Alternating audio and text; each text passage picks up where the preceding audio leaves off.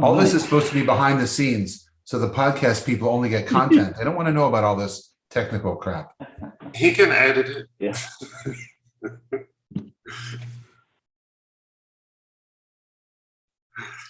All right, let's start then. Let's start podcast 3.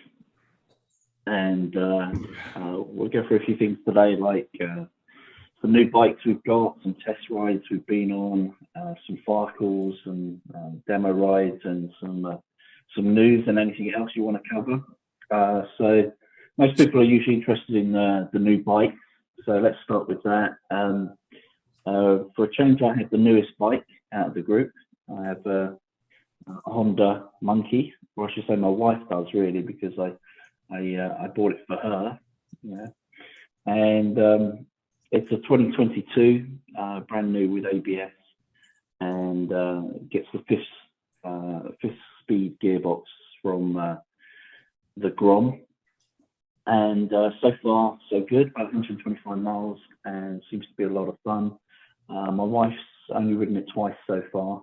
She's kind of trying to find her legs and getting used to changing gears, and so she's riding around the car parks and stuff. But I've been out on it with Eric and Jerry, and so far, yeah, it's been a lot of fun. Really enjoying that.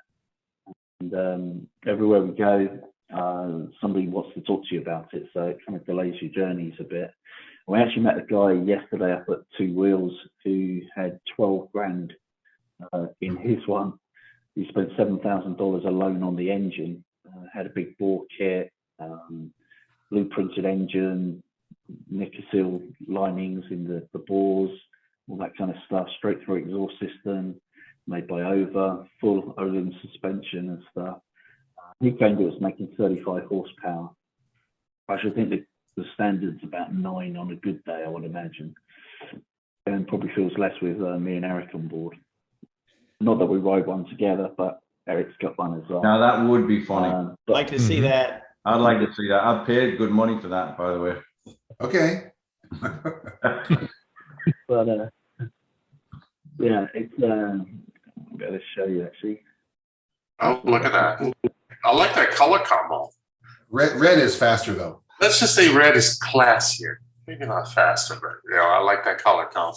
Well, I actually quite like the yellow one, because yellow is a very manly color, obviously. And I like the yellow because it comes with gold forks and a yellow shock, which kind of looks like Olins or Olins. And I kind of like that look, but I asked, I waited 6-7 months for it to arrive, and fortunately 2 arrived at the same time, both one yellow, one black. And when I showed Julie, my wife, she just instantly said black. So the decision made, basically, but it looks pretty good. I'm enjoying it. It's ridiculous fun. You can't stop smiling and laughing every time you ride it. And I know Eric and Jerry have been out on their 125s this morning. I think you guys probably ride your small bikes not as far, but more often than you do your primary big bike, because they're just so convenient to get on and cruise around, right? That's right. Jerry, I think for sure. Jerry's on Little Red often. I only have 2,000 miles on it. Wow. You need a 17-year-old to put. My 17-year-old put 2,000 miles on my MkII. All right, let's move to Darcy now, because Darcy has a new bike, or had a new bike for hours, I think it was, before he changed it for yet another new bike. Do you want to tell us what happened there, roughly? Roughly. You guys know I picked up an R18 bagger. That's been out a couple of months. And the situation was that on Saturday, when I bought the bike, there was one set of interest rate on it. And by the following Tuesday, BMW had completely changed the plan to 0%. And I thought that was kind of a pretty bad move on their part to do something like that within 3 days. I mean, it is what it is. But I had also test ridden while I was waiting on the 600-mile break-in service to be done on my bagger. I test rode the Transcontinental, which is the full dresser version. And I really liked it. I thought it was, here we go. That's it. That's it for me without the pinstripes. That's the first edition, which has the pinstripes. Mine doesn't, but that's about it. And so anyway, I rode one and I loved it. I thought it was comfortable and just a great pocket of air and an awesome bike. So I called the guys in Charlotte and I said, look, you know, excuse my French, but that's a pretty messy move from BMW to do that with people within 3 days to change. Oh, and I received $2,000 off my bike, and then by Tuesday they had $5,000 off their bikes, which basically made my bike worth a lot less. And you know, the difference between 5% interest rate and zero is huge too. It's another couple of $1,000, $3,000.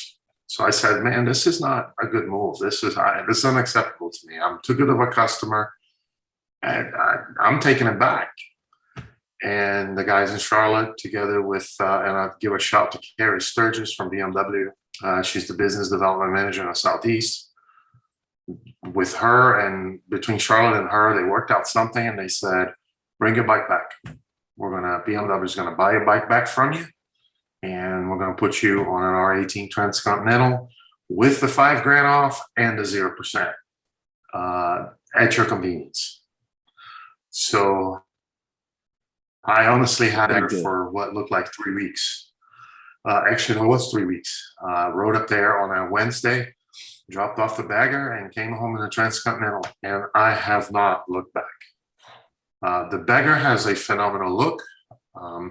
Great shorty windshield, the blacked out pieces, but I'm extremely happy with the Transcontinental. Very comfortable, awesome. I already have a couple thousand miles on it. Do they essentially ride the same?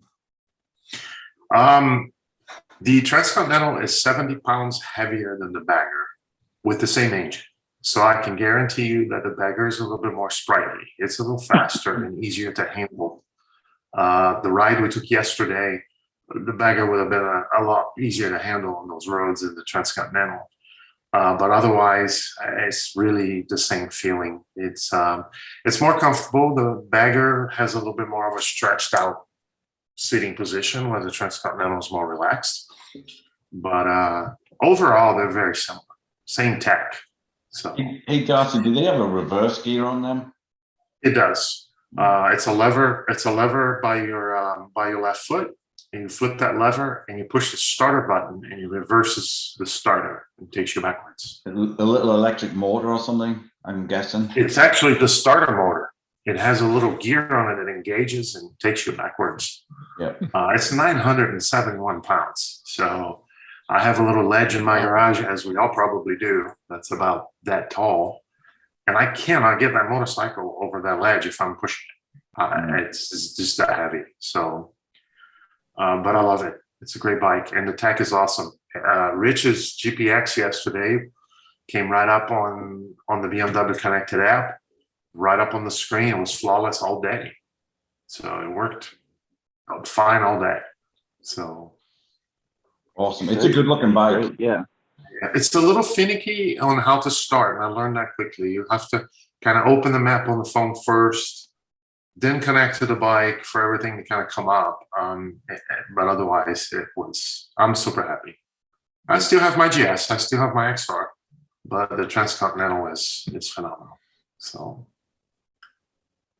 yeah, I was looking forward to riding it last month, and the heavens opened, so I didn't get a chance to ride the bagger at the BMW Roadshow. But yeah, it looks a lot of fun, that bike, in the way in which it makes it slow down talk. Looks pretty awesome. And talking of another boxer, probably the most asked questions I've had in the last month or so on my videos has been about Jerry and his new bike, which we can see behind him, a 40th anniversary GSA.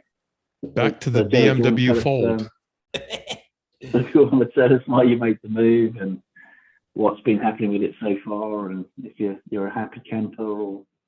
Yeah, it's great. I mean, the Ducati, is a fabulous bike. I mean, certainly nothing wrong with the Ducati.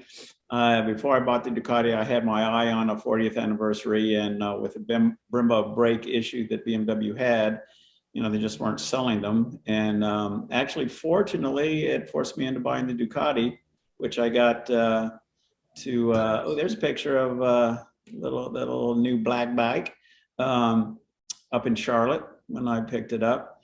And I must say that when I got on it and cranked it up, there's that feeling about, you know, the BMW twin that I just like it. I don't know. I mean, I can't fault the Ducati at all. Had a great time on that bike. And, you know, I'm back on the BMW.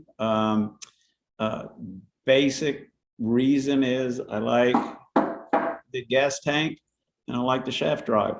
And I'll miss the warning lights, the active radar and all that. But after riding this bike, you know, you miss it, but you don't miss it that much. I mean, I could see where you could get accustomed to, well, I'll just trust the lights on the mirrors instead of, you know, I'm riding a motorcycle, I'm going to look and make sure, you know, you get back to that kind of driving instead of, you know, having the bike do everything for you. But I will say probably on long trips, the active cruise control is very nice to have. But, you know, on your cruise control on the bike, you just plus it or minus it to control your speed anyway. But all those are little picky things. It's just the overall feeling, that's all. I'm probably not the only one in the world that feels that way. Yeah. Yeah, I went through 3 of those awesome, myself. I think it's interesting you bring up the active cruise control, Jerry, because the Transcontinental has, BMW calls it adaptive, right? But it works like a champ. Same situation. You've got the cruise control, and then there's a button that does 1, 2, 3, and then a car. And so it's and it works flawless. I tested coming back from Charlotte the day I bought it. So yeah, it works great. It's a nice option. Yeah. That's just one more reason for you to upgrade next year, Jerry, because I'm sure it'll be on the GS next year. Yeah, this is my down payment for the new GS when it comes out. Isn't that the rumored 1300, perhaps? Whatever. Yeah. I want to see it to believe it when it comes to that. This whole thing with the 1300, but then there's going to be an M1400. I'm sorry. I'm a BMW guy, but I'm going to see it to believe. I'm with you, Darcy, because I think, I mean, you know, where's the market? This bike is never, you know, at a loss for speed and agility, really. I mean, Ducati, yeah, it's better, but I don't feel uncomfortable at this bike, and I don't need any more weight on this bike. Why do they keep adding weight? They got to go the other way like Triumph did, you know? Well, see, and we talked about this a little bit last podcast, right? The Pikes Peak. The Pikes Peak, I believe what Ducati did is very different. It is the basic V4 motor, but you've got a single-sided swing arm. You've got a 17-inch front rim. There is a market. There's people out there that do not want a V4S. They are going to want a Pikes Peak for that performance, for those differences. Right. A boxer engine, one is 1300, one is 1400. I don't know. I'm going to wait to see it on that one. So. And the same thing, 1200, 1250. You know, come on. Yeah, we'll have to wait and see. They're all. It's such a a close group, the big adventure bikes, and they've all got their own USPs. And whatever bike you have, you kind of miss something. You know, when I sold the Rocket, I missed the torque. When I sold the Street Fighter, I missed the power. When I sold the BMW, the shaft drive and the tank range. But then you gain active cruise and blind spots and a great power to weight ratio, great comfort, great airflow with the Ducati. So there's pros and cons all over. But I've had 4 GSAs, well, two GSAs and 2 GSs myself. and 3 GSAs rather, and 2 GSs, and it's probably the best all-rounder ever made, I think. So, congratulations! Glad you like that one. And I will say one thing about since Darcy was talking about how good BMW treated him with the financing and all that. I bought this up in Charlotte, and riding back on lovely I-85. My God, it's a third world interstate. I hit a pothole. I don't know how fast I was going at the break-in speed, of course. And it just jolted, and I said, damn, that was, and after that, it wasn't running, I could feel a little, slight vibration. And when I got it home, 2 of the spokes were loose, and I took it down to the BMW shop here in Atlanta, Woolies, and they looked at it and put a claim in with BMW, and BMW gave me brand new installed $2,000 front wheel. Good for BMW. Awesome. Wow. Yeah. Yeah, I think BMW stand by their products. They're a good company like that. In the same way Ducati did, to be fair to them, when they had a supplier who provided subpar valves, and you got a brand new engine, and it was in a crate and on its way before you even knew there was a recall. So Ducati was the same way. Good manufacturers are doing their bit this year. Okay, so we're on a couple of just brief general feedbacks on a couple of demo rides, one that I did and one that Eric did at the recent BMW Roadshow Day. I got to ride the K16B bagger. That's actually a bike that Gary's owned before as well, actually. I'm thinking about it, and I can't remember what that looks like. It's a quick reminder. That's it. And that's it. And of course, it's got that fabulous inline 6, super smooth shaft drive, and I've ridden it a few times and really, really liked it. And I've ridden Jerry's and liked it. The only thing I didn't care for too much was the old-fashioned dials. The dashboard had, analog dials, which I found a little bit hard to read and looked a bit old-fashioned. And I always found the clutch very grabby on most of the Ks, and I've owned Ks and ridden lots of Ks, and just particularly first gear, letting it out, it's always a bit kind of grabby, which I don't like. And of course, this year they made some big updates. They put the big 10-inch TFT screen on, and I think BMW leads the world in terms of that. They improved the clutch actuation and actually improved the suspension.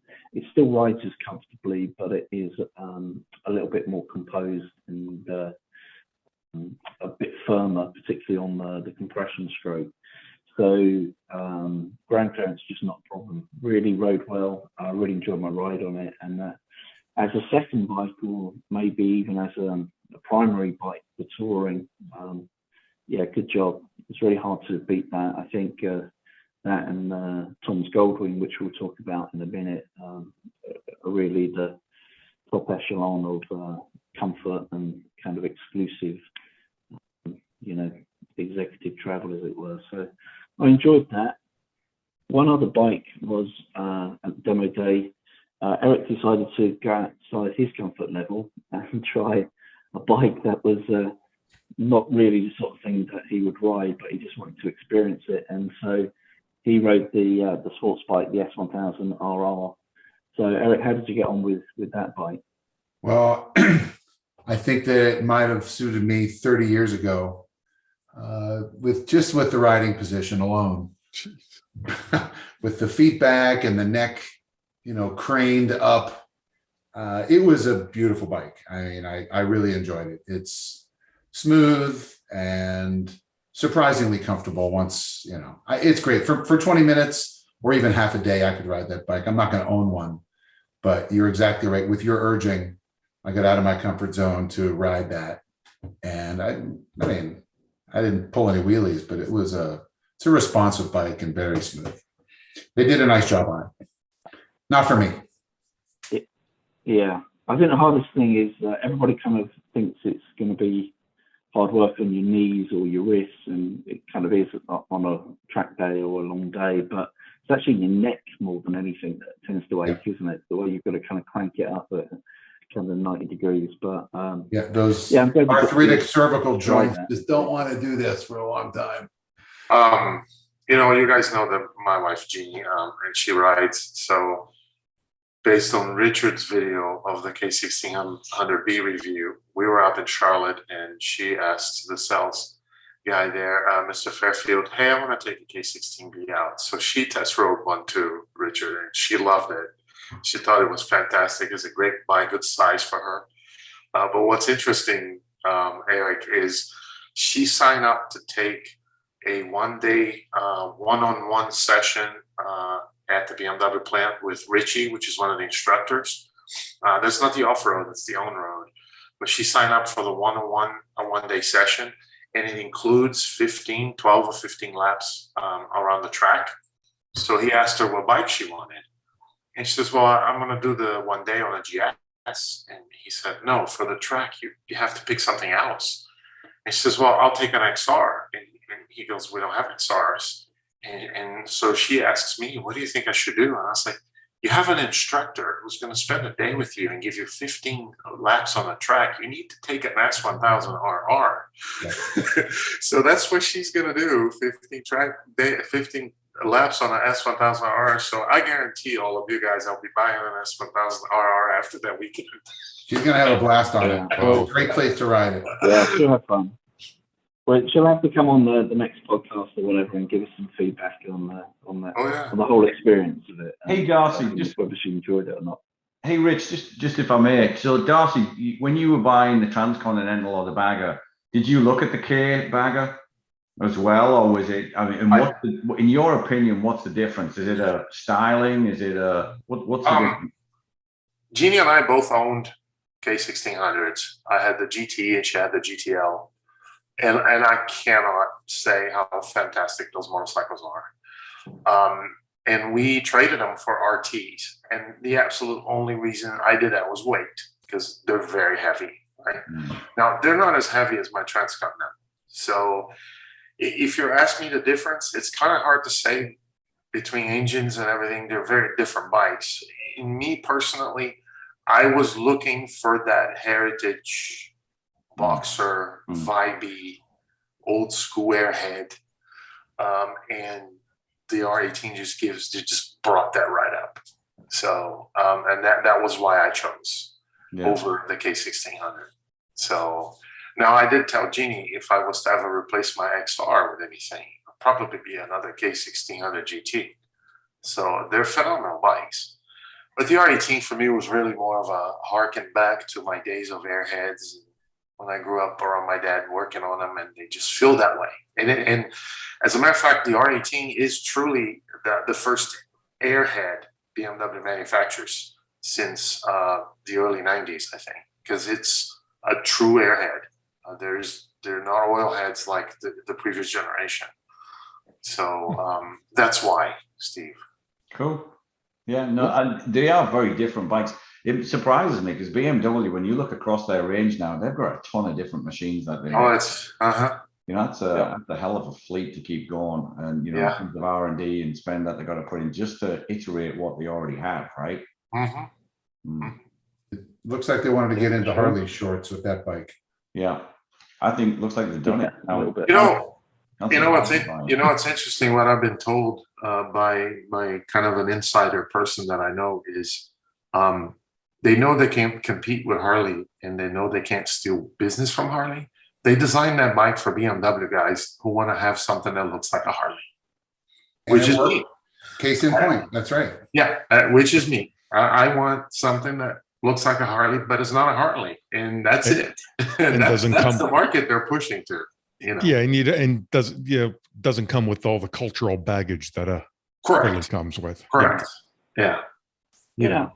And to be fair, next year will be 100 years since Fritz designed the Boxer engine.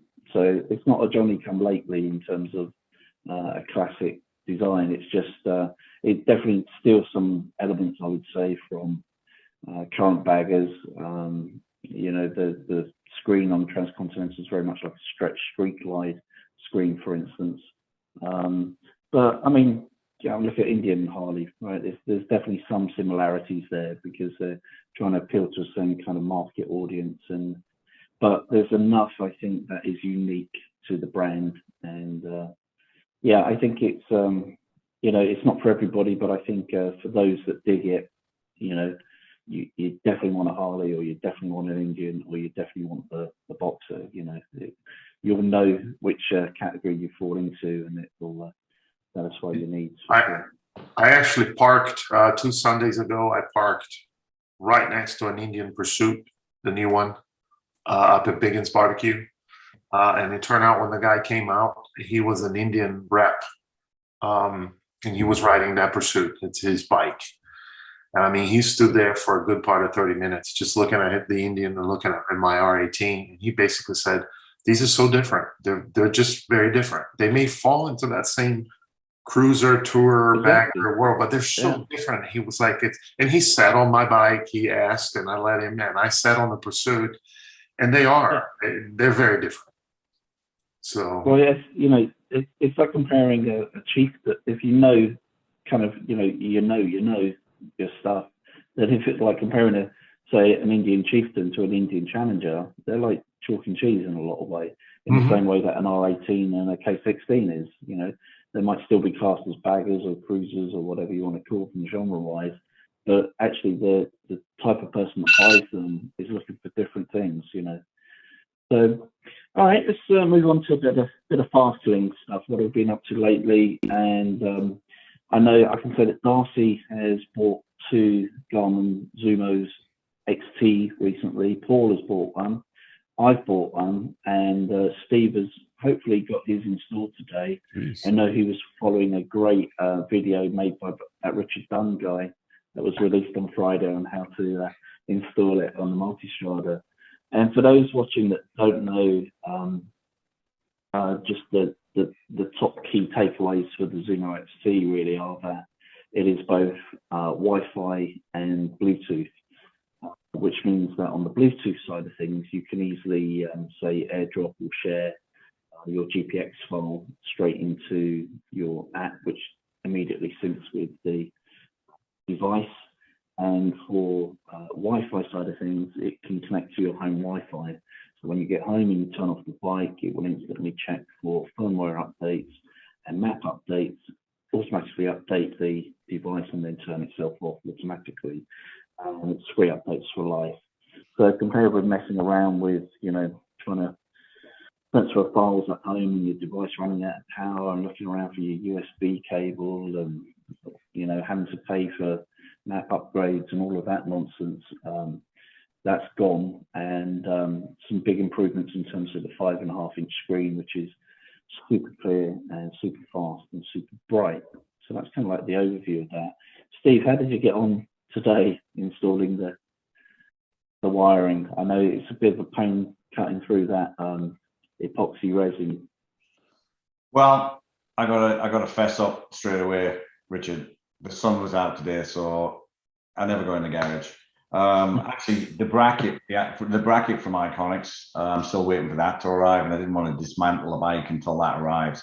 So I've got everything. I could have gone in and started to play around with the wiring and prepare it. It should arrive next week, so I'll take a look at it next week. It doesn't.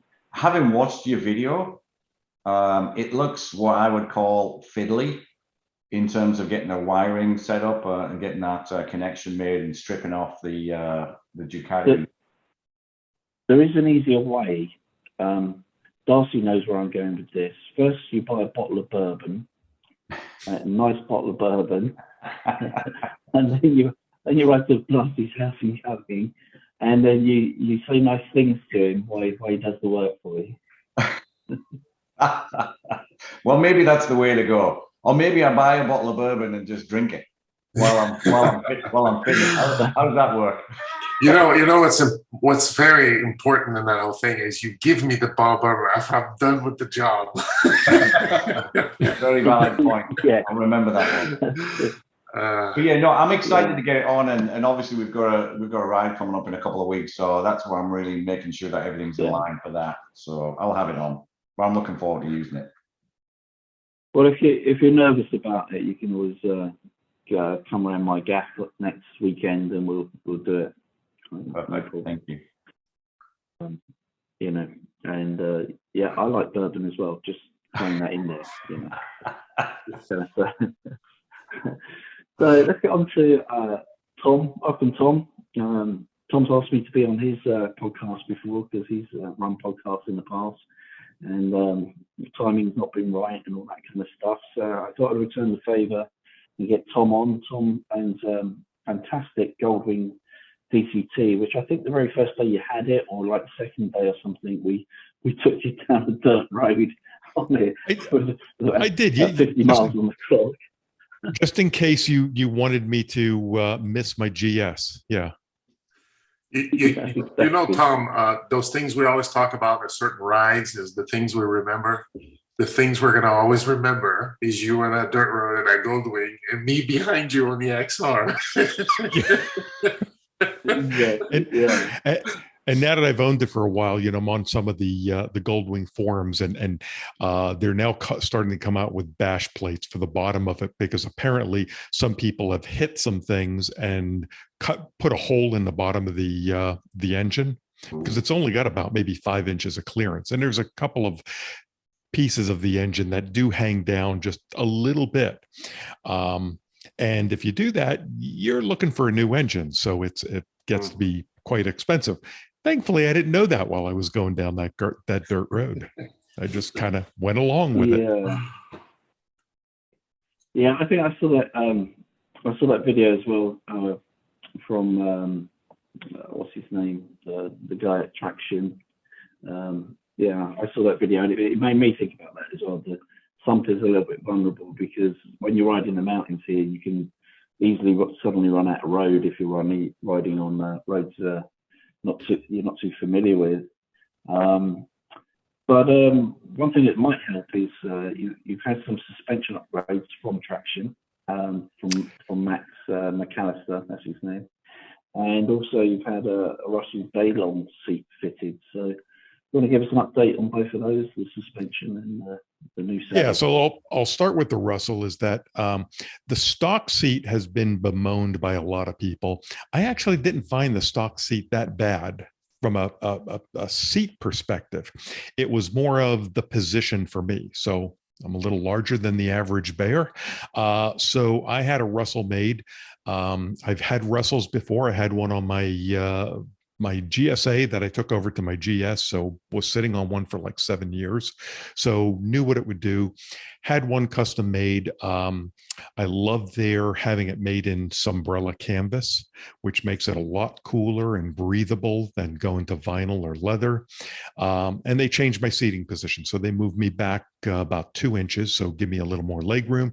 And they raised me up about 1 inch from the stock position. So that opened up the ergos in the cockpit for me quite a bit, where it's really all day comfortable. I mean, it was good before, just a little bit crunchy. So I'm 6'3", and it was just got really long arms, and it was just a little bit tight. So yeah, really like it. I've done several 2-up rides also with the wife. She likes her seat quite a bit on the back. So we had it, you know, basically with an RDL is you fill out the form, all your information, your weight, your measurements and everything. And then you take about 12 pictures of each person individually on the bike together, sitting in, you know, on the center stand in a seating position, sitting with your legs down, and takes them about 2 weeks to make a seat, and it came out great. So really like it. And you felt comfortable sending them pictures of your ass, did you? I did. I have done it before. Like I say, I've done it before. So it was it was good.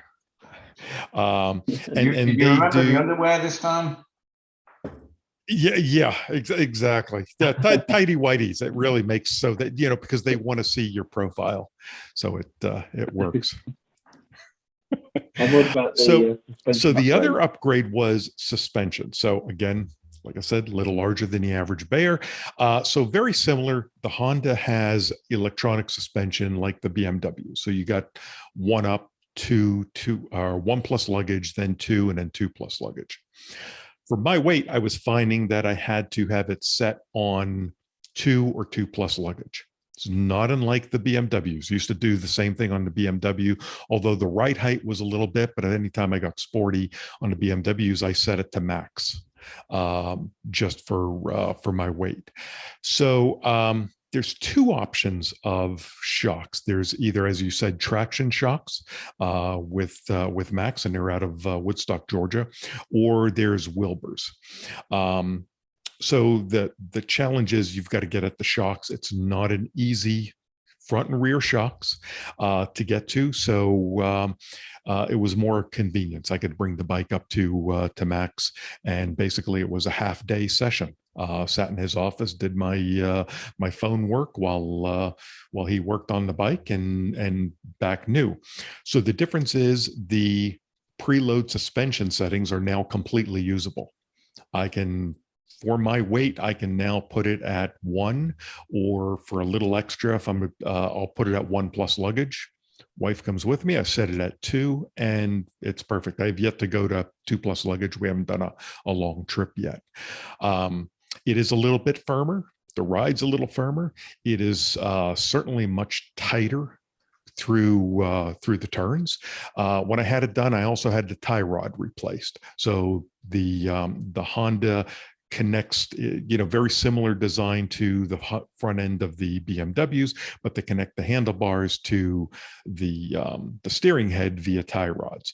So again, Max has a tie rod that takes a little bit of the Honda allows play in their tie rods, and so he's got a solid one that again just tightens things up, and really it kind of takes the bike from a touring bike that will wallow a bit to what I was looking for, more of a sport tourer. So now I think it's heavy, it's 840 some pounds, but it is definitely more of a sport touring bike with those upgrades. I'm going to say my other little thing was, so I thought I would really be able to, as a touring bike BMW, stretch out tires for a while. So I had just got this bike last summer. I've got 5,000 miles on it, and my tires are shot, and I'm going on a trip next week. So I figured I'd switch out tires. Well, I don't know what they did to put the lug nuts on the rear tire, but I can't get them off. So this is my extension for my socket, and I twisted it, the socket, trying to get it off. So I've got a 15-inch breaker bar. I was only able to get two of the lug nuts off. They're only supposed to be torqued to 80 foot-pounds. So when we're done here, I am going to go get myself a big 19-inch lug nut socket and a 2-foot-long breaker bar, and give them another try. Otherwise, I've got to bring it into the shop to have them try and get it off. Well, the Ducati rear spindle nut, I think, is 160, and I've got kind of like a 2-foot breaker bar, and that comes off really easily. So if it's 80, it should come off pretty easily. It's almost like they've kind of fused themselves, or for some reason they put in way too much torque. Yeah, strange. Yeah, and because it would. I think the wheels. I think the wheels are done at the factory. So right. Yeah, whoever torqued them down. And for kind of I guess 5,000-6,000 miles. That's pretty much what you were getting out of a rear tire on a K16. Was it, Jerry? Yeah. 5,000, 6,000. Yeah, every bike's with lots of torque.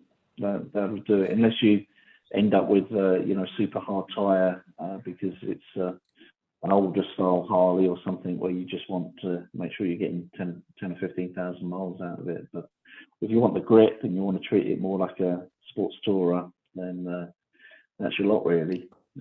So yep, thanks for the sorry update on that. No problem, and I'm the one that moved away from BMW, onto Hondas. I had, although I still say I've had 3 boxer engines before this, so I still have a boxer engine. It's just now a 6-cylinder boxer. Yep. But you know, it was a Absolutely. decision between the K1600 and the Goldwing. Really, what made the difference for me was I like the looks of the Goldwing a little better. Definitely the DCT transmission and the Apple CarPlay. So I know you guys talked about the Zumos. Yeah. I love the Apple CarPlay and just using my apps on the phone. Yeah. We all keep to talking about this with BMW with that new big screen that they have. I mean, why does that thing not have Apple CarPlay? Yeah. So Totally agree. And I it's, got Indian and I have an Indian and a Honda with CarPlay, and it's great, fantastic. I don't know why Ducati and BMW don't jump on.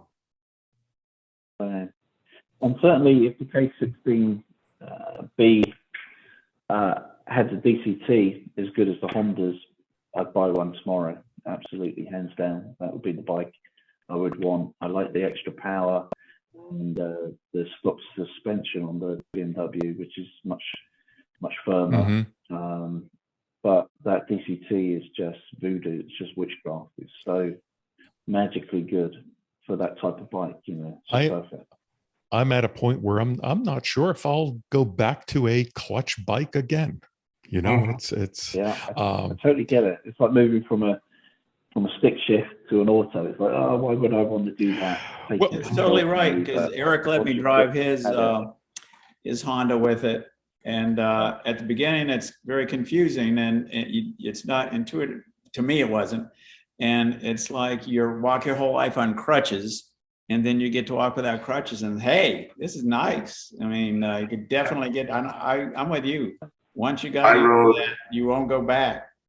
I rode an Africa Twin Generation 1. So the DCT has even gotten better since then.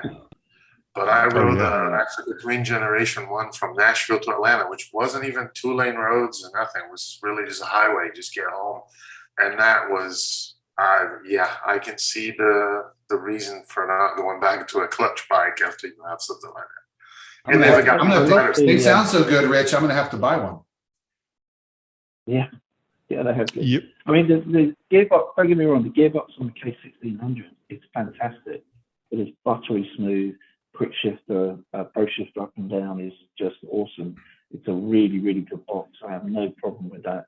And super light clutch as well. So super smooth engagement. It's brilliant as that goes. But having ridden Tom's Goldwing, it's incredible, really, because you see the numbers changing. You see it go through the gears, but you don't really hear any change in pitch in the engine, and you don't feel it at all. It's super smooth, very intuitive. The one nice thing is that even in the automatic mode, you've got paddle shifters and you can switch gears, and it's instantaneous. And you can switch that gear while leaned over in a curve, and it won't upset the chassis at all. Nice, it is nice.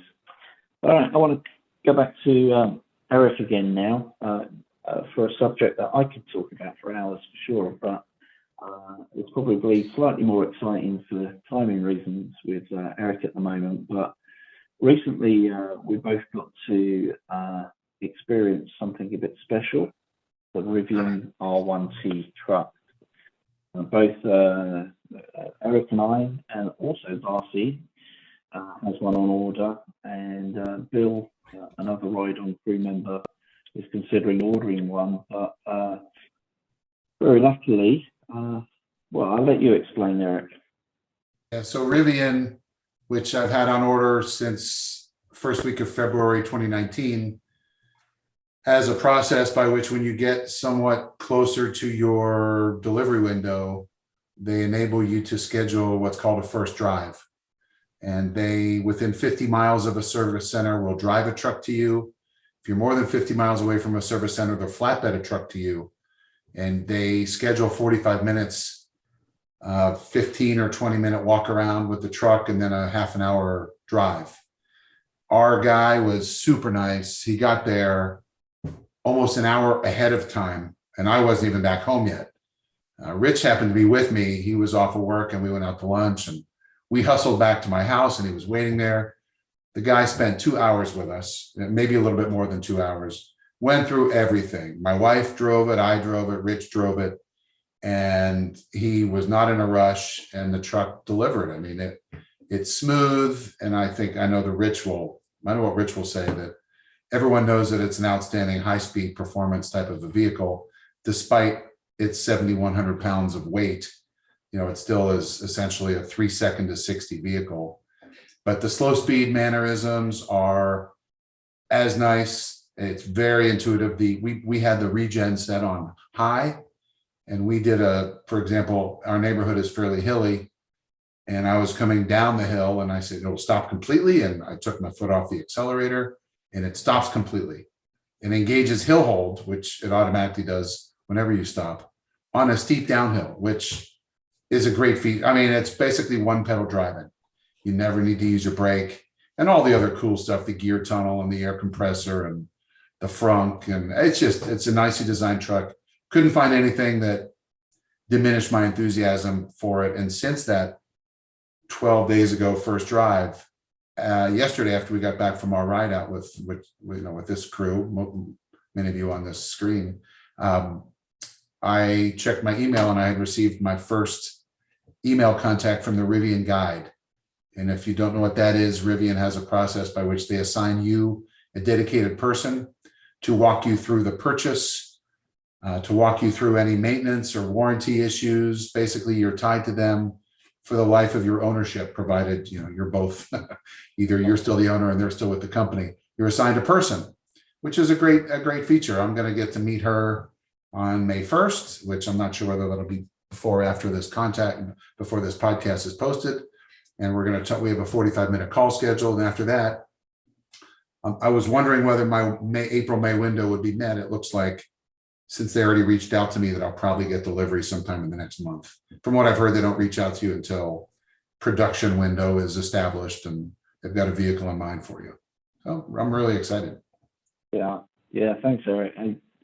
Eric. Eric had a number of people that were kind of queuing up to come along, ride shotgun in the truck. There was no guarantee that anybody else would be able to drive it, but just to be able to ride in it, quite a few of us were interested. But I just happened to live on the same neighborhood as Eric, so it was kind of fairly convenient. And I was so excited. I ordered a new Rivian t-shirt, and I was wearing that, and I took the day off work, the whole day. I didn't want to miss a minute of it, and soak it all in. And it was, as Eric says, it's like an 800 horsepower truck and 900 pound-per-feet of torque. And although it's heavy, you put your foot down, and that will shift like my M2 competition. It's a very, very fast truck, and phenomenal regen, as Eric says, on the hill, no brakes whatsoever. Whether you're going uphill or downhill, it would just come to a complete stop and hold immediately. But I think what impressed us the most was kind of three things really. The solidity of it. It's very, very solid. I got in. I had to shut the door about 5 times, quite literally, because I wasn't using enough force. It's solid thunk like a 1990s Mercedes when they used to make them out of real metal. It's really real quality feel to it. And the slow speed refinement was, I expected it to be fast, and everybody wants to mash the throttle as soon as they get in it. But it was surprising how when you pulled out of the parking space, you could literally drive it quite literally at 1, 2, 3, 4, 5 miles per hour. I thought it'd be a bit jumpy, 900 pound-per-feet of torque. Right? I thought it was going to be like a on-off switch, but nothing could be further from the truth. And with the bird's eye camera above the vehicle, it just made it very, very easy to maneuver at slow speeds, and actually a very, very good tight turning circle. And I think just driving along at kind of 20 miles an hour in it was delightful. It wasn't that I've got this kind of raptor-eating performance truck and I have to go really fast in it everywhere. It was when you're in the real world and you're stuck behind a car at 30 miles an hour and there's potholes and overbanding and tar snakes and stuff, it just glides along very comfortably with its electronic suspension, electronic damping, and it's very quiet with its double glazed windows. And Except when you're going around a tight turn on those all-terrain tires, yeah. they do squeal. Yeah, it does feel very, very premium, which it should. It's not a cheap truck.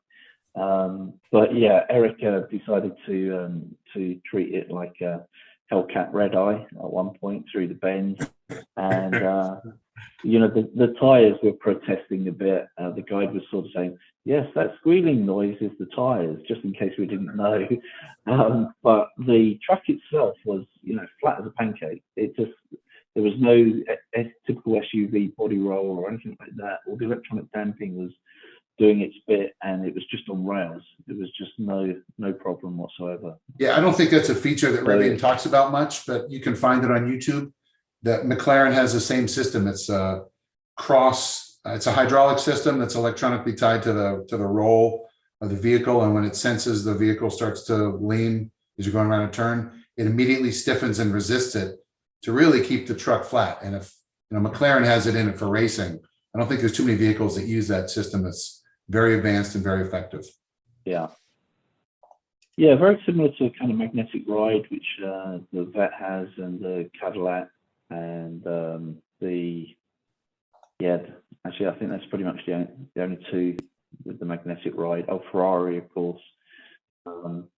But yeah, overall, you know, the ride quality for a truck is, you know, exceptionally good, and the general build quality, you know, heated and cooled seats, lovely materials everywhere where you put your hands and rest your arm is all soft touch and all that kind of stuff. So it just reaffirmed our excitement for getting it. And apologies if you already mentioned this, Eric, I don't think you did, but you're kind of hoping to take delivery, aren't you, next month? Yeah, I'm April-May projected window, and I was wondering if we were going to make it, but I think there's a better than even chance now since we're starting the process. There's an 8-step electronic purchase agreement that you go through, and the last step of that is scheduling your delivery. And I think that process will start the first week of May. So I'm assuming I will get it in May. All right, I'd like to just briefly touch on 3 bikes, which we started to talk about last podcast, but we had tech problems. The new bikes from Triumph, really, and I'd like to get kind of feedback from Eric in a minute on the Tiger 660, because his son's got one. We'll find out how he's doing. I've also ridden that bike recently, and Steve, I know he loves the Speed Triple RR, and then we'll talk to Darcy a bit about the new Tiger and the initial impressions on the 1200. So Eric, if you want to carry on, tell us how Kai's doing on his Tiger 660. Well, we've determined that with months of experience, he's already a faster rider than I am after yesterday's ride.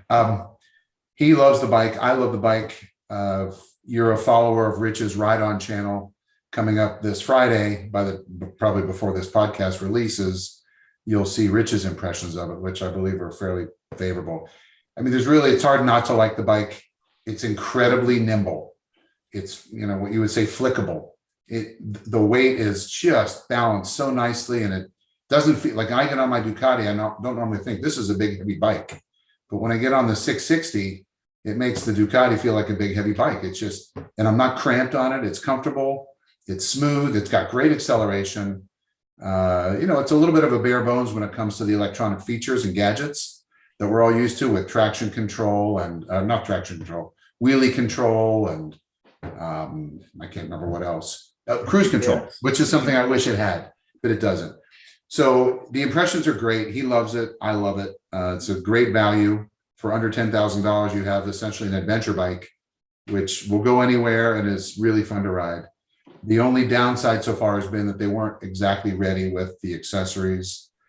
For example, we've ordered the top case, which took a few weeks to come in, has since come in about a month, but the adapter plate to mount it isn't in yet. It's on a boat. They don't know where it is, and we're hoping to get it before a ride we've got scheduled in June, which is still 2 months out.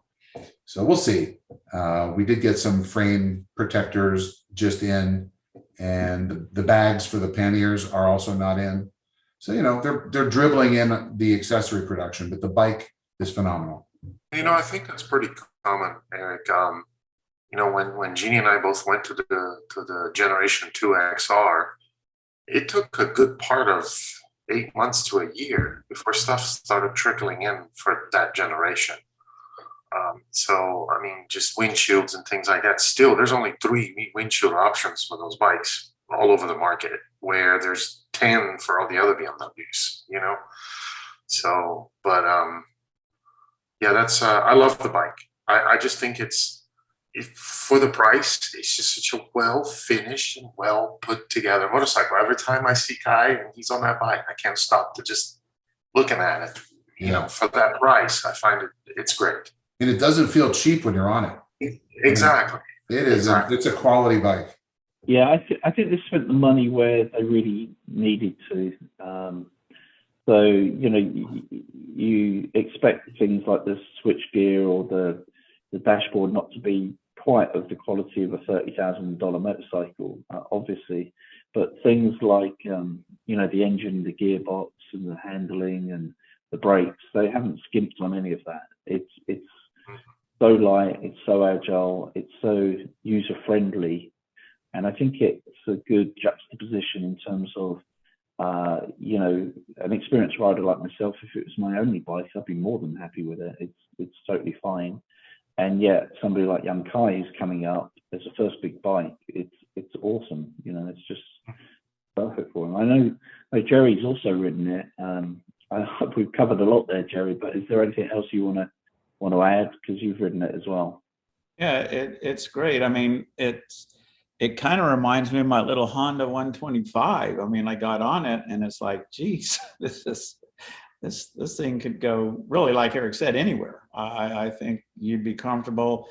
It's not too big, not too small. It's got just the right amount of horsepower. A great bike for, you know, a young kid learning how to ride. And Kai's, you know, certainly, you know, proven his ability to do that.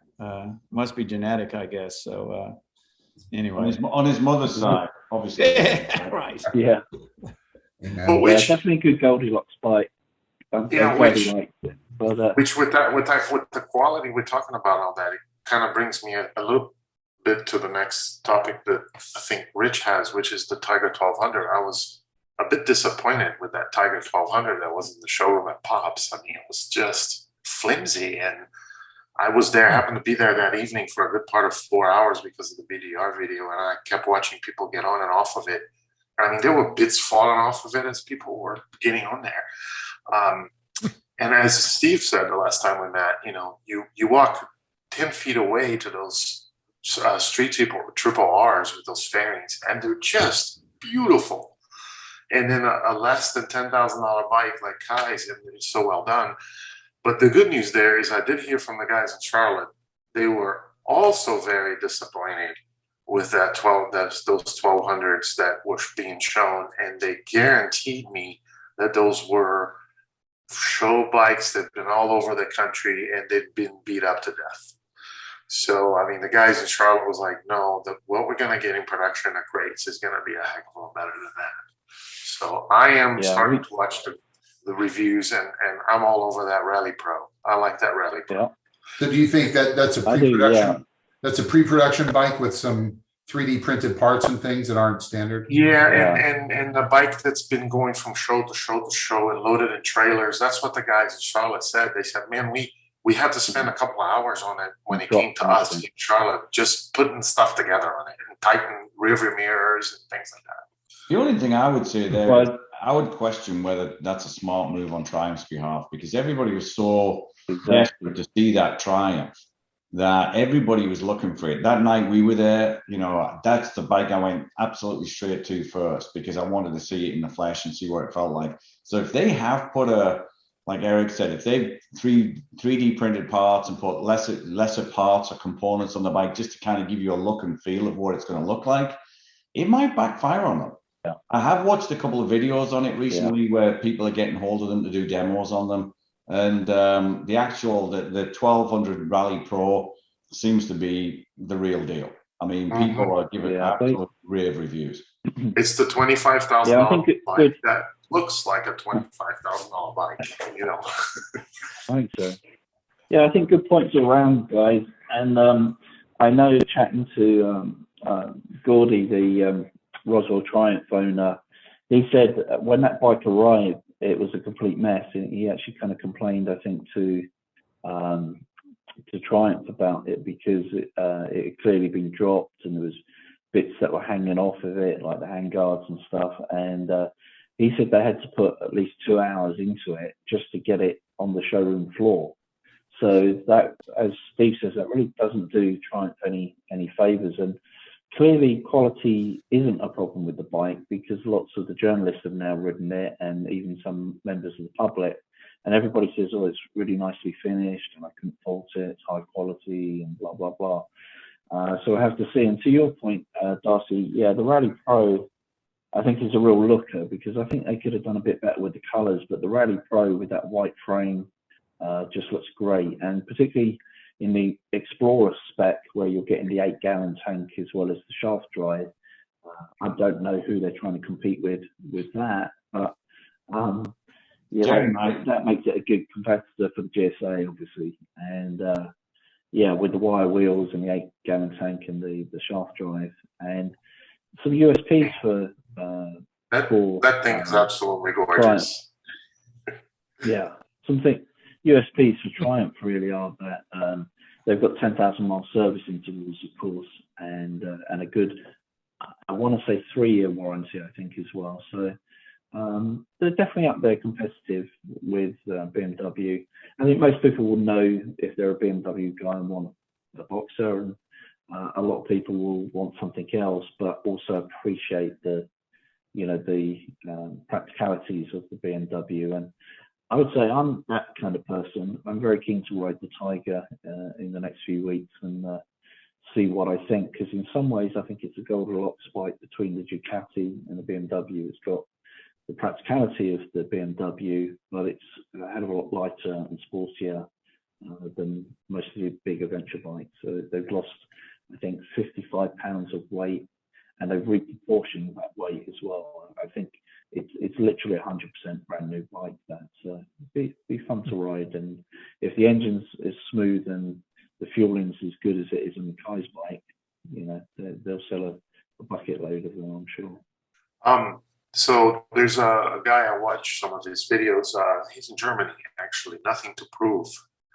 And he's test riding on a Rally Pro on his latest video.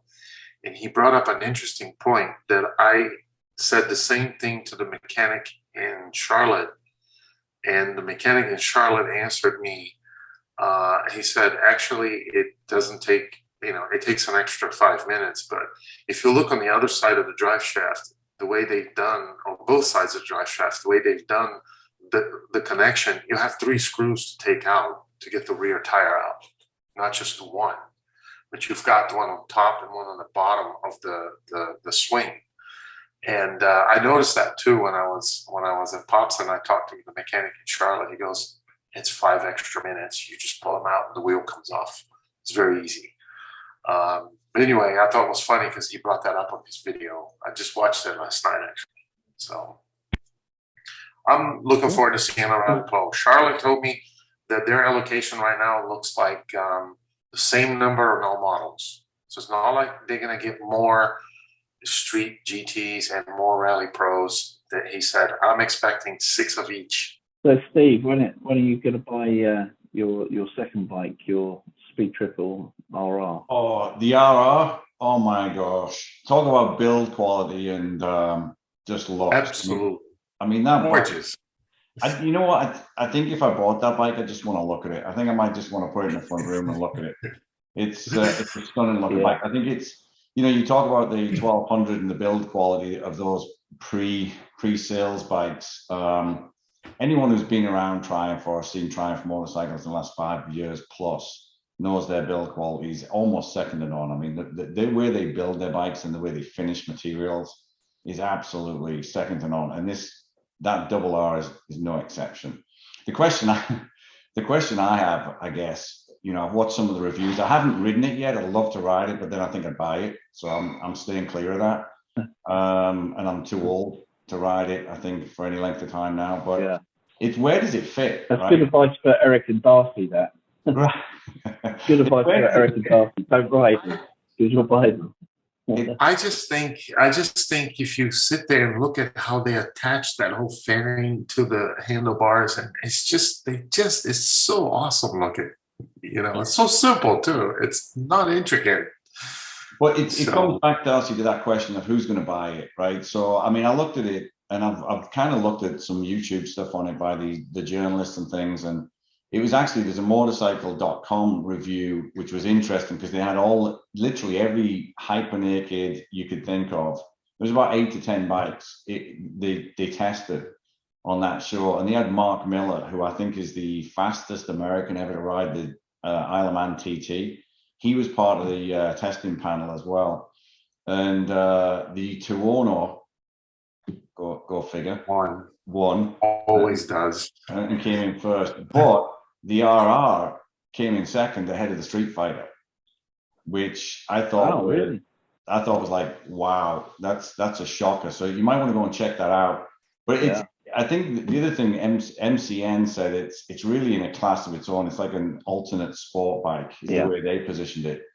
And they kind of made the argument that it's the demographic, right? If you look at those, look at the 5 or 6 of us here, right?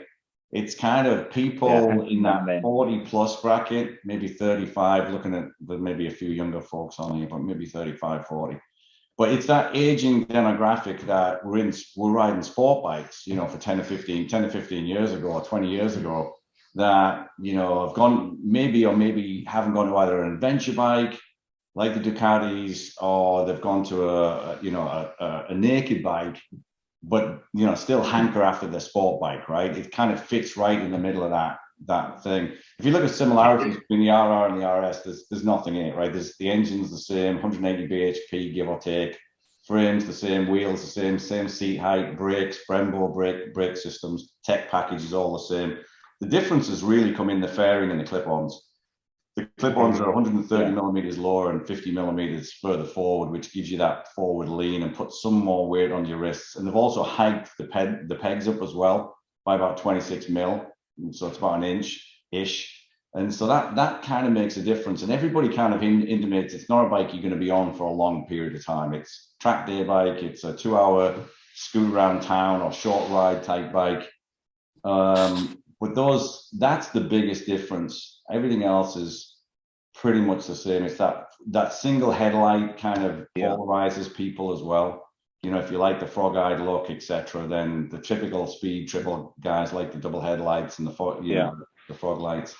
I guess the thing for me is, you know, when I think about it, it's a modern take for me on a cafe racer type look that they've gone after. The beauty of it for me is, if you look at it's the attention to detail. That line that comes across the fairing and goes through the tank is just, I mean, whoever did that, they earned the bonus that day, because that just it absolutely ties that whole thing in together. And there's a ton of carbon all over the bike. That's what I like. Really make it attractive. But, you know, I think one of the comments that seems to come out is if they lift those clip-ons, and I'm sure you can get the step-up clip-ons, if they lift it by about an inch and a half, it would make a ton of difference just on the wrists. And actually could be faultless at that point in time. But man, I'm going to try and convince my wife it might be her, you know, an introductory bike for her to start riding on. I'm going to learn from you guys. I think, you know, just forget the monkey and the 125 and the 50 cc's. No, what you need is a really easy bike to ride. And the RR is that bike. I think the monkey might be an easier sell. Okay, good luck with that, Steve. I'll let you know how it works out for me, fellas. I'll keep you posted. But thank you very much for putting us in that demographic of being just over 40. I appreciate Well, it. you have your glasses on, so you might need an updated prescription. But you know, who knows? Who knows it's the same thing? Who knows it's the same thing as I was explaining for the R18? You know, it's not looking for the Gixxer guy to switch over or the Ninja guy to switch over. It's looking for the Bonneville Scrambler Tiger Explorer guy to get a Triumph that's sporty. You know, maybe that's what they want. You know, the crazy thing is, when I had the last speed triple, I've had a couple of them. The last speed triple I had, I was looking everywhere on the internet for a fairing and a set of clip-ons to basically build the bike that I built. Couldn't find them anywhere. They built your dream bike for you. They're torturing you. Triumph built my dream bike. Well, You should come down to Roswell and Having get met it. your wife, having met your wife, I think you've got more chance of saying that you can buy it as long as I get 20 grand to spend on whatever the hell I like. That's probably the only way it's going to work. I need to get Pops. I need Alright. to convince Pops to let me take one of them out. That's what I need to do. All right, let's move on to a brand that doesn't always get great press unless you already own them. Let's talk about new bikes from Harley Davidson, because I actually think, to be fair to them, they actually have two new bikes which I think are pretty interesting this year. Let me share a picture of the first one. So this is the new for 2022 Lowrider ST. I think what's interesting about this is it's far it still appeals to their core audience, but they are kind of answering Indians' tough stance, I guess, in performance of their bikes, and trying to make something that's just that little bit more of a, when they say ST, I guess they think sports tourer in their mind. And the interesting thing about it is it comes with a 117 cubic inch engine as standard. I'm not sure what that is in new money, but it's certainly around two liters, I think, as standard. So it's the big bore engine that normally only goes into their CVO models, and they've also raised the ride height, which is a bit ironic since it's the lowrider, and increased the damping all round and suspension. And I think it's actually quite reasonable looking. I think they're going to sell a lot of those actually. And you probably haven't seen it before, but what's your kind of initial quick impressions of? Well, real quick, ST? The fairing on that, when I first looked at that, Moto Guzzi had a fairing very similar to that on their cruiser about 5 years ago. Just very similar shape. So it's just curious that very unusual fairing is for Harley to go to. Well, that's actually a rip-off, to be fair, of an aftermarket fairing that you could buy for that Softail kind of lowrider model. It's almost identical to, I don't know who makes it. I think it's Memphis Shades or somebody like that make an aftermarket fairing for the Softails. That's almost identical to what they've had out there for probably 4 or 5 years now, maybe more. So that would be my first impression. The other thing is the Softail version of the Harleys. I've had a couple of them, and once they're over 70 miles an hour, I'm not so sure I feel great on them. I mean, I'm not so sure they want to go much faster. But I mean, the touring platform is a much more stable platform than Softail, unless they've improved it. I haven't had one for a while. Yeah, well, I think this is kind of about 5 years ago. They merged the Softail and Dyna families, and just it just was known as the Softail family. But they essentially changed all the frames, which made them about 67%, I think, off the top of my head, more rigid. And they went to, ironically, Japanese suspension with Showa, that's owned by Honda, and really significantly improved the suspension. And of course, put Italian brakes on them, kind of rebranded Brembos. So I think you'll find if you ride one of the latest Softails, Steve, like the Fat Bob or something, it's a totally different animal. I've owned the older Softails as well, but I've ridden all of the new ones, I think. I haven't ridden this new Lowrider ST yet, but yeah, they definitely feel a lot more modern and up to date. Not too dissimilar to current Indians in that respect. It's got to be 10 years. What do you think, Eric? Because you've owned quite a few Harleys. That's a fork mounted fairing though, right? Not a frame mounted. Yeah, fairing? so same problem as the same as It's frame mounted. Ride, I guess. It is frame mounted, Darcy. It's frame mounted. Okay, well that's a huge plus. I couldn't tell by looking at the picture because I'm partial to frame mounted fairings in those baggers. I just think that it makes more sense inherently having ridden both. But the 117 engine is no slouch. It's got good grunts. I mean, I'm also biased because being a longtime Harley owner who switched to Indian, that 117 out of the box has somewhere in the neighborhood of, is it 90 horsepower? Something like that. And the Indian, £30 per feet, I think. Something like that. Yeah, the torque numbers are good. With that size engine, the torque numbers are great. But just, in terms of horsepower, like the Indian, for example, with the 108, which is 9 cc's smaller, cubic inches smaller, sorry, than the Harley, comes with 122 horse out of the box. So I don't know enough about the performance of this new model, but the exact same engine they've been using before. I have nothing against Harley as a brand. I think that it's a good brand. To me, the engine technology and the brake and the suspension technology in general has been behind. And I think Indian's prodding them to advance, which is good to see. I mean, this is interesting to me, but not something I would buy. So just going back to that, a point you mentioned before, just for people at home that may not know, some bikes like the Harley Road Glide come with the fairing mounted to the frame, and some like the Street Glide come with the fairing mounted to the handlebars. Now, there's two parts to that. One is it makes it heavier to steer if it's mounted to the handlebars because it's your arms doing the pushing. And the second thing is some feel that when you're riding past a semi, a big truck on the road, or a lorry on the motorway, if you're in England, you feel that more because the wing catches it and it's mounted to the handlebars rather than the fairing. I have to say I've ridden pretty much every Harley made in the last 20-30 years, and I don't notice any difference when I'm riding the Road Glide or the Street Glide at speed. But I think the logic is certainly there. There is definitely more weight, so there's more weight on your arms, sort of thing. It's under braking as okay, well. let's talk about. Rich, it's under braking when you ride that Street Glide. If you need to touch your brakes slightly, I know, cornering, and you stay away from your brakes when you've got that heavy fairing on the handlebars. So let me bring up something real quick. 3 minutes here. That's one of the nicest looking fairings I've seen from Harley in a long time. Looking back in history, in the beginning of when AMF first took Harley, they partnered up with Porsche. Yes. And they designed a bunch of V4 water-cooled motors.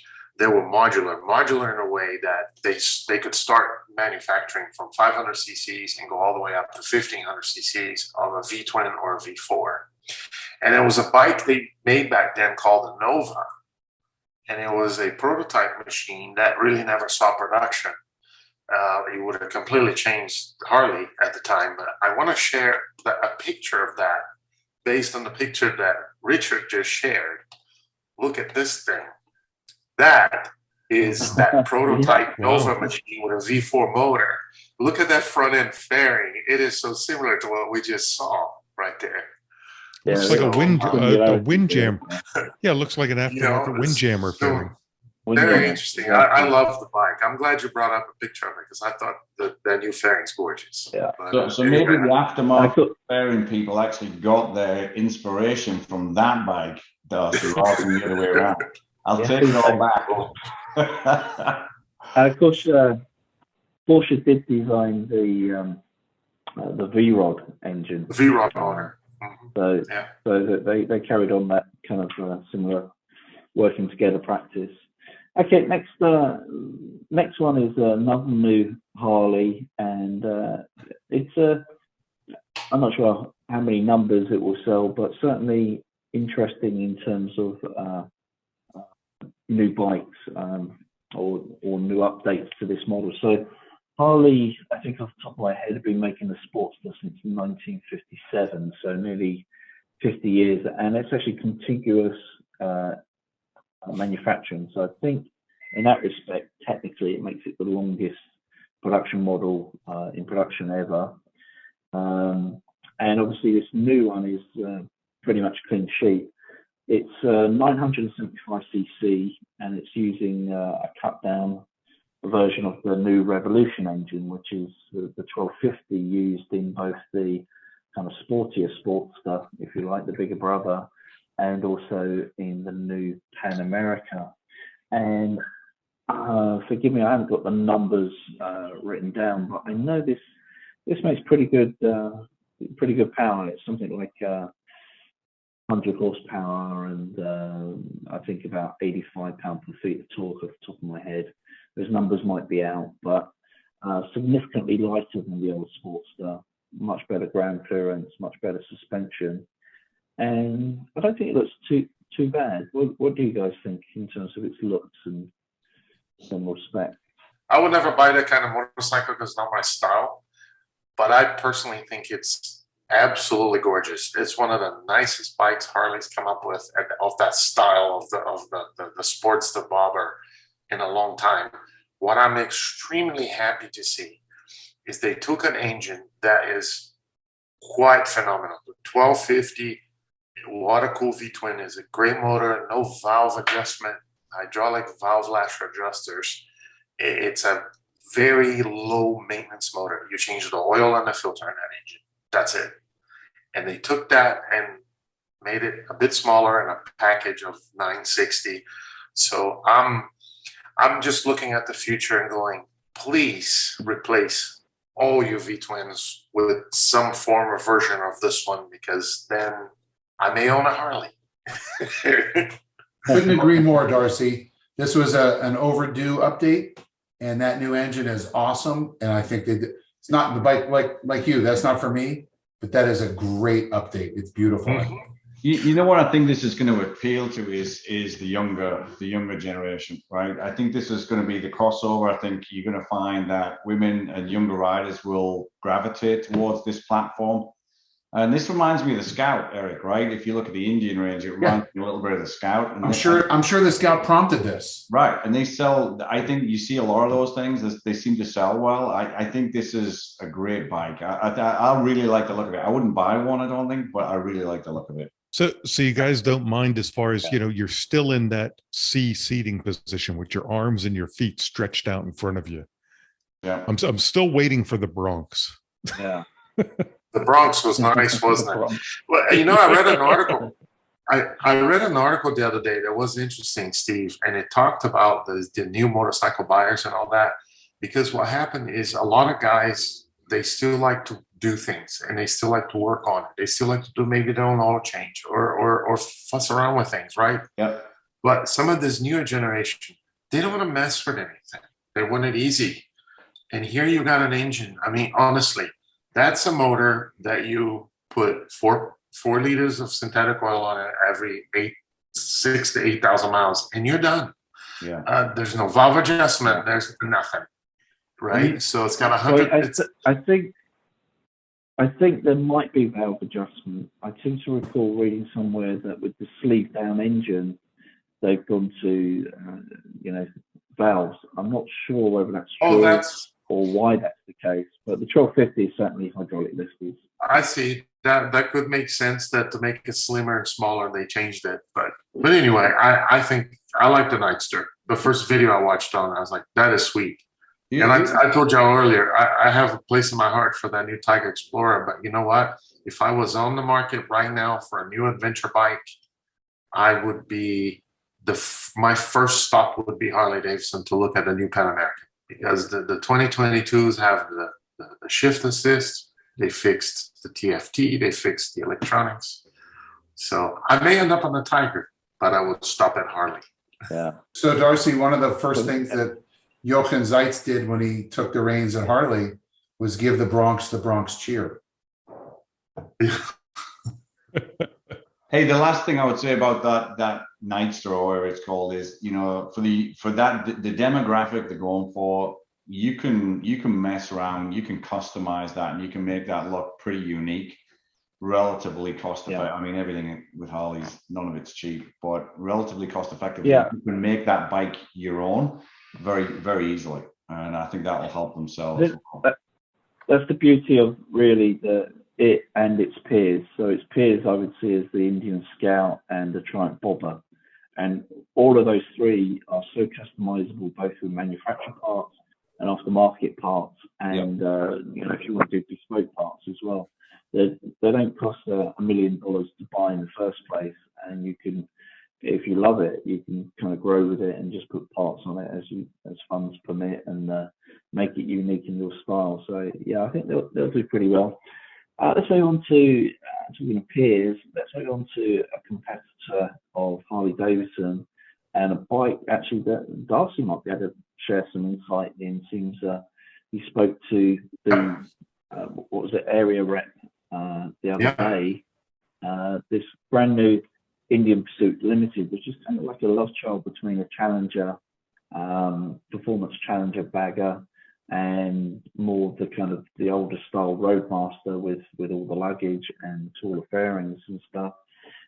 Certainly kind of 30 grand upwards, but has that lovely engine that Eric has in the Challenger and the headlights. So tell us whatever you can, really, Darcy.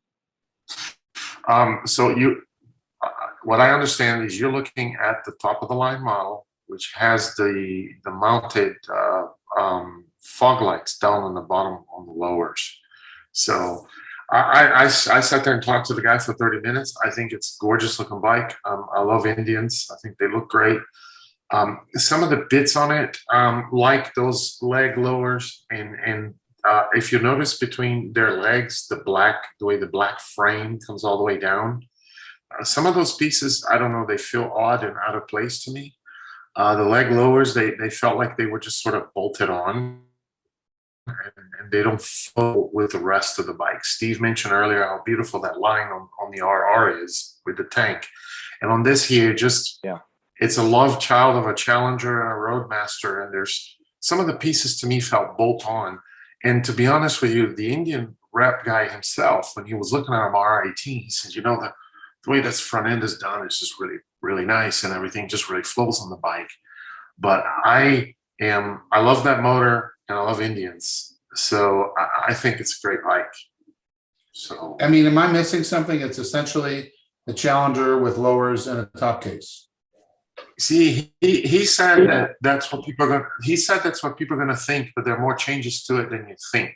That's what he said to me. Yeah, I kind of agree with all those points straight away, really. The wind deflectors do look kind of bolted on and disjointed, like it's not really part of that model. They've just kind of made it fit. And it is very obviously Challenger orientated with the engine and the running gear and the headlights and the fairing.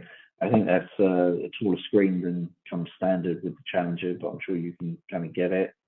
And just a few other minor cosmetic updates, but not a massive reinvent of the wheel. But that seems to be their flagship model for this year. But that's already, it's already a heavy bike to begin with, isn't it? Adding more weight and adding weight higher up is never desirable to some extent, but it's the kind of trade-off. I guess it's like moving from your R18 bagger to the Transcontinental. You've got more leather protection, you've got more comfort, you've got more practicality and carrying capacity. The windshield is more weight, and you've got it higher up. Yeah, the windshield is electric. Is the windshield electric in yours, Eric? It is. Yeah. Let me ask a question here. So, I mean, someone mentioned this earlier, and I think it's a test. It would be a testament. How, with everybody gets so brand loyal, right? It's very rare people, once they fall in love with a brand, it's very rare that they'll transfer. We've got a couple that we mentioned today, but essentially we tend to stick with the brand, right? It takes a lot. We get associated with it. We get close to it. It becomes a tribal thing. How many bikes out there? Is there a bike out there that transcends that or changes that thing? Is there one bike that you look at and go, you know what, it's not my brand, but I'd have that bike? Well, it's not the bike. That's the whole thing about. I mean, Harley guys are as brand loyal as BMW guys. Yeah. The technology is there. You could make the argument for any of these bikes. It's just what you like. Look at Jerry. Jerry had no complaints with the Ducati. He's a BMW guy. Right. But that was my point, though. Is the one bike out there that you go, man, I'm a Ducati guy, or I'm a BM guy, or I'm a this, but I would get that bike. I would buy that bike. Is there a holy grail bike? Oh, you're talking about the holy grail bike that'll make you change, period? Correct. There is no such animal yet. Okay. Because that Tiger 1200 Rally Pro will make me go away from my GS. Really? If I see one, and if I see one and it is what I think it is, and it rides the way I know the triple rides, it will make me change my GS. Darcy, you need to take a couple of us with you when you go and look at that bike. Yeah, I think well, rather than buy the Ducati B2S, Darcy, I think you should buy the Tiger Rally Pro. That'll be such a good bike for the sort of rides that we do and the sort of vacations that you take on the bike as well. It'd be really exceptionally good. I mean, Steve, do you think that technology, that bike is out there? You know, I don't, but that's the Holy Grail, right? I mean, look, the GS for me got us close to it, right? I mean, it was controversial. You either loved it, hated it, you liked the look of it, you didn't like the look of it. But you know what? It was so damn good that a lot of people bought the GS despite whether they were, you know, whatever the brand loyalty was, because it was such a damn good bike. And I think that's probably one of the closest I've seen to hit, you know, getting that check in the box. Well, it is isn't it the largest selling single model in the world? I think it is, yeah. Yes. No, I mean, Yeah, you know, the a lot of GS people, has you been for know, years.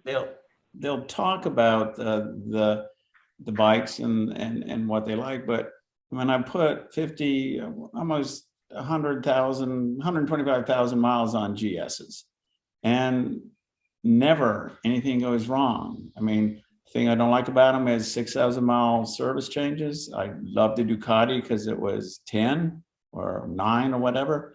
But I mean, you just feel good on it. You know, if I'm going to Nova Scotia, I'm not worried about the bike. You know, I'm worried about getting there, you know, and it just takes a lot of worries, and I just like to ride. I don't like to worry about the bike, you know, and, you know, it's just never let me worry down. about being Some stopped by the people police. will write stories about how the GS is, you know, let me down all the time, but hey, you know. Yeah. I use that expression all the time, and I copied it from Richard. A GS is like an old pair of jeans. It's like an old pair of shoes. It just fits perfect every time, and it's just comfortable, and you know it's gonna be there for you. That's it. I'm waiting for that 100th year anniversary edition before I go and look at it. I think that you know, the mythical 1400 or 1300 or whatever it's going to be whenever it comes out. Let's go and take a look at that one when it comes out. Yeah, I think it'll be a 1300 with active cruise, blind spot monitoring, the 10-inch TFT, and one would hope a weight loss plan. If you can do all of those things, it's just going to take it to the next level and make it even harder for people to catch up. What point is with legacy companies, right? You keep adding, you know, bigger engine, it's going to get heavier. I mean, I had my 14 GSA. I think that was at about 580 or so. Jerry, what's the 1250 at now? Is it 6.5? The 1250 wasn't heavier than the 1200. Was it? So they lost weight. Again, it doesn't feel that heavy. I mean, you can have a 300-pound bike designed to where it feels heavier than this one. I mean, it's where they put the weight. It's just the feel of it. And everybody, you guys know, you've ridden them. You get on one, you go over a mile an hour, and it's true, nimble as heck. You know, but it's like what Triumph did with the Speed Triple. They went from a 1050 to 1160. It's not a huge leap, right? But the engine became smaller, the gearbox became more compact, and they dropped a ton of weight. And so, you know, maybe they do something similar with the GS, right? Maybe they find some way to shrink the technology, even though they increase the capacity, and they drop some weight, right? Yeah, I don't think they need to lose a massive amount, but a little bit would be good, because it's definitely noticeable, particularly if you have, and it'll be the same with the Triumph to an extent, even though it's lighter. Once you put 8 gallons of fuel in it, that's a lot of weight just for fuel alone. And so if you really want that big capacity, the lighter you can make the bike, obviously the nicer. But like Jerry says, though, to an extent, it's where they put it. I've never had any problem, as you guys know, annoying sports bikes on horse roads. When I was riding my GSA, it always felt planted and enjoyable. It's same riding Tom's bike, a big heavy bike, the Gold Green, especially in DCT. guys, but you don't feel it when you're riding it. The only thing I would say is that is when you get it wrong, which we tend to not do very often because we're very experienced riders, that's when you really feel the weight. That's when you really feel the difference between a Tiger 660 and a multi-shader V4. When you've got the perfect line, it's on rails, it could be £1,000, who cares? But if you get it wrong and it gets out of shape, or you've got to emergency stop it because the truck's pulled it into your lane or something, that's when the extra pounds are more of a hindrance than a help, really. So any weight loss is good and helps all aspects of performance: acceleration, braking, handling, fuel economy. I think it looks. Yeah. I mean, the GS is polarizing. Yeah. I think it's due a facelift. You're totally right. I'm not to interrupt you, but when I had a Kawasaki Concourse, beautiful looking bike, I didn't even know anything about BMWs, and for some chance I went to a BMW dealer and I looked over at these things over there lined up, and I said, "What are those for?" You know, and they like a totalitarian type on them. And I said, "God, they're so ugly. Who would buy one?" You know, and they said, "Here, take one on a ride." You know, and first I went down, took a couple of turns, came back and traded the Kawasaki in for the GS. You know, but they are ugly. Handsome is as handsome does. Final Indian then is that's okay. That's totally fine. Final Indian model. The FTR Championship Edition just come out. So a few of us, I think Jerry, Eric, and myself certainly have ridden the Indian FTR 1200, and this is a great bike, basically a nice kind of flat tracker, if you like, and this is a limited edition from the Championship Edition. And the only thing I find slightly weird is that in the last year or two, they moved from these kind of big flat track style wheels to regular 17-inch wheels, and that really helped the handling of the bike. The engine was always grunty and smooth and fast, suspension was great, but the 17-inch wheels gave much wider choice of stickier rubber and made the bike handle better. But for this limited edition, I've kind of gone back to the flat tracker wheels because I guess they want to emphasize the fact that when it comes to the oval dirt races, Indian just dominate Harley, mainly because they pay for all the top riders, but also because they build a better flat tracker than Harley these days. And I don't know if you've seen this bike, but what's your kind of initial impressions of it? I think it's a nice. Well, they're obviously faster because they're red, so that it's added to top speed. I think it's a nice looking bike, Rich, but for like, I don't know, $2.5, $3 grand more, you could have an RR. That's kind of expensive for what it is. It's a nice looking bike, though. Yeah, it is. It is pretty nice. I like the upswept Kropovich exhaust and the pillion seat cover, make it look a bit sportier and stuff. Ted, who won the crew, he's got one, and he absolutely loves it.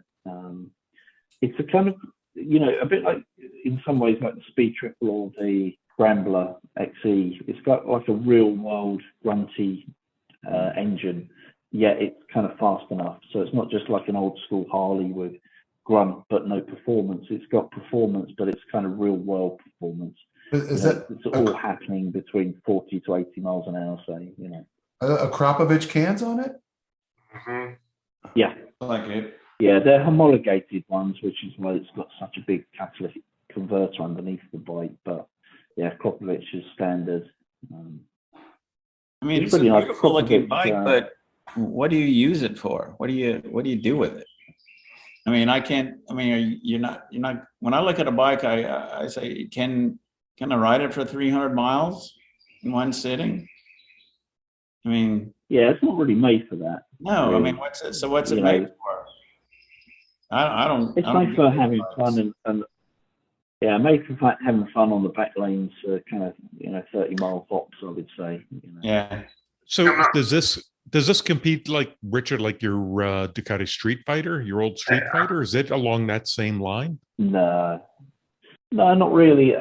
This is about 115 horsepower, so it's nearly 100 horsepower down on the Street Fighter, which is also significantly lighter as well. I think this is just kind of a bare bones street bike with a nice grunty V-twin engine, and it's styled like the flat tracker bikes that race the dirt ovals. So I think it's something that really would divide opinions. It's either something that appeals to you or doesn't really. I thought it looked incredibly uncomfortable to ride, but I enjoyed riding it and didn't find it uncomfortable. I think Jerry enjoyed riding it as well at the Indian, whatever it is. The demo ride. Demo day. Yeah. Yeah. It was fun for 4 miles. A little bit longer than that, but, It looks like one of those bikes you That's sit pretty on rather than sit in, right? well, I Definitely. think you're just biased because it's not speed tripping. That's true. Oh, king of baggers. Just I think it's a gorgeous noting bike. Indian is in the first two Yeah. positions. I still don't like the fact that they put those flat tracker, weird looking tires on them. And the last time I test rode one, what made the test ride bad was those tires. And I read a lot of articles that said the first thing people did when they bought those FTRs, put different rubber on it, different tires on it. Growing up in Brazil, the Indians that we saw were not the big, huge baggers or of the time. The Indians we saw in Brazil were flat trackers. So, the first memory I have of walking up to a motorcycle with the Indian brand on it was on a flat track race that I went with my dad. And so when I look at the FTR, it's just like, yeah, I know what that is, but I'm kind of with Jerry. It's a naked bike to tool around. That's about it. You're not going to do 300 miles. I think you're not going to be comfortable doing our 200-mile loops we do, Just to throw it out there, Yeah. you all know Ted. We ride with Ted sometimes. Ted did ride to Key West with me last year on that FTR, and he enjoyed it, and it was fine. But I will say, when he came back, he said to me about the bagger, because I was on the Challenger. He said, I get it. And he almost got one, but he still doesn't have one. But he said, I get it. I'm kicking back there with my feet up and the tunes playing, having a sofa ride, and he's there fighting the wind the whole time. That is The a only tough thing I would guy. say is that It's tough. I think you can appreciate a bike that isn't aimed at you as a target audience. So it's a bit like looking at Tom's Goldwing and saying, well, that'd be useless around a racetrack. I just ride at the racetrack all the time. I just want a sports bike. I just want to go as fast as possible. What am I going to do with the Goldwing? That's not really what the Goldwing's designed to do, right? So you have to kind of separate whether you're looking at it, whether it's for you or whether you appreciate the bike within its genre. Within its genre, it's kicking it, right? Well, who else is making a flat tracker? Nobody. So it's the best flat tracker going, and that's the best version of it at present. But So when you're I a think in that hammer, respect, if you want one, But it would be good. when you're a hammer, everything looks like a nail. it's near 17K bike. Would you like it better if it was 12? I'd like it better if it was under No. 10. Well, Tom? that's the championship version. You can get an FTR for 12. Tom, Yeah, you can get. Yeah, that's the top of the line, Tom. You can get one for $4,000 less, no problem. if that Yeah. championship bike could be had for 12, I'd put one in my front room. Just to look at it. Just to look at it. Well, now we know you've got a FTR championship. Steve has a Speed Triple RR in his front room. Yep. I would put an Yeah. RR in my front room too, but then again, if you let me, I would have a lot of things in my front. Yeah, I can think of a lot of bikes I'd like in my front room. I'd like a 916 Ducati. I'd like an RC30 Honda. I'd like that $12,000 MkII that we saw yesterday. That would be cool. Yeah. No, wait a minute. A few things really. Wait a minute. He spent 12,000. The bike is $6,000. No, It's no, $18 monkey. I know him, Darcy. He bought it used. Oh, okay. Because he's in the Terminus group, he put about $8,000 in upgrades to that. Okay. All right. No, it's more than that. It's more than that. He told me he paid 3-4 for it. He said there's over $7,000 alone just in the engine. In the engine, that's right. It's 7 or 8 in the engine. That's true. That's right. Yeah. We've talked about it. And some $12,000 overall. So Can we say yesterday at TWO where there were probably 80 bikes that his bike got the most attention by far? 11. Exactly. There was 11 people I surrounding his bike at one point. Yeah. Well, that's part of the fun of those bikes is figuring out how to ride a bike that has 9 horsepower and won't go. And you're trying, when you see the 50-mile-an-hour thing come up, oh yeah, man, I'm going 50 miles an hour. It's totally different. It's great. I don't want a 35 horsepower monkey, you know? This morning there was a group of Ukrainian riders there, all on sports bikes. But they all had Ukraine flag and they're all wearing specific colors. And so it was pretty cool. I mean, people, they were just surrounding, talking to folks and people coming up and talking about, unfortunately what's going on. But yeah, it was nice. There was about 7 or 8 of them. There we go. Yeah, that was it. Is that it? Yeah. That's it. Yeah. So he he was going. So I think we was all pretty much saying the same thing. It's like, well, $12,000 in it is just absolutely ridiculous. And then we were thinking, what $12,000 bike would draw crowds like that? And apparently, I think he'd had the bores knicker sealed. He got a big bore upgrade, so I think it was 185 cc. Got a full over system exhaust on it, straight through pipes with the free flow air filter. A bespoke map to fuel it. He's got full Olin suspension front and rear in the springs, and some upgrades, some Brembo brake upgrades, and different handlebars. And it looked paint wise and seat wise pretty stock, but everything else on that. So, Rich, does that mean it'll do 50 mile an hour uphill now? It will. And that's not with me on it. But somebody like that, maybe Kai would probably get about 110 out of it, I'd imagine. So one of the cool things that he showed me on that bike, the outfit that did it somewhere here in Georgia, maybe West Georgia, they have an app that you can monitor and change the engine functions and parameters. I mean, it's totally connected to your phone. It's unbelievable. Yep. I'm looking at a lot of tuning tech right now. I'm researching at a lot of tuning tech right now in different companies, and it's a web of information. You know what? There aren't a lot of companies out there. I wanted to brand tune both my XRs, Genies and I's, and I wanted to brand tune my R18 because all the forums talk about the fact that being an airhead motor of 1800 cc's, that engine is in prison.